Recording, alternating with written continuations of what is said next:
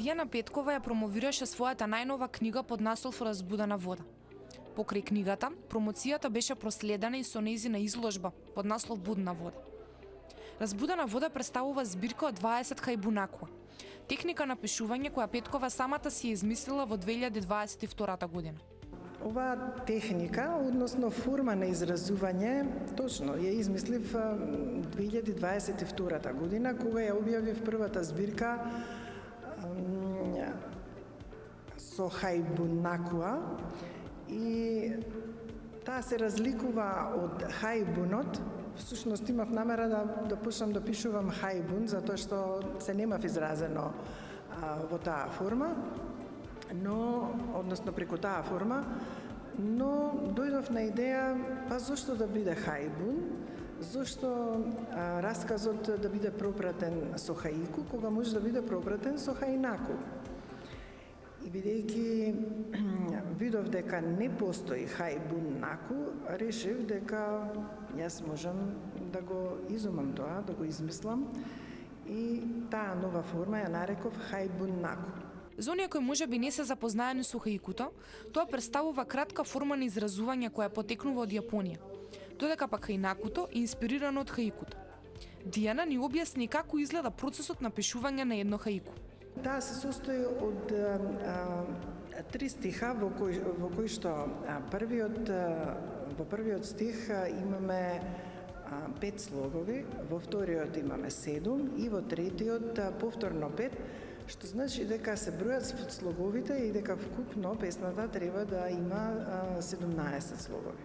Инспирацијата на Петкова да ја напише Разбудена вода е токму нејзината љубов кон водата, па оттаму произлегува и идејата да се направи изложба под наслов Будна вода и желбата постојано да се биде близу вода, но и заминувањето на нејзиниот син во странство. Произлезе од самиот процес на изразување преку зборот, и одеднаш почувствував потреба дека треба да го изразам сето тоа и преку бои на платно, но поттек ми беше, многу сакам да сум покрај вода, тоа ме смирува, уживам, меѓутоа поттек беше тоа што еден од синовите замина во странство. Како што и самата таа вели во предговорот на книгата, водата ја прати неа уште од утробата на нејзината мајка. Свеста дека треба да ја чуваме водата која имаме беше порака на оваа промоција која Дијана ја испраќа преку книгата и изложбата.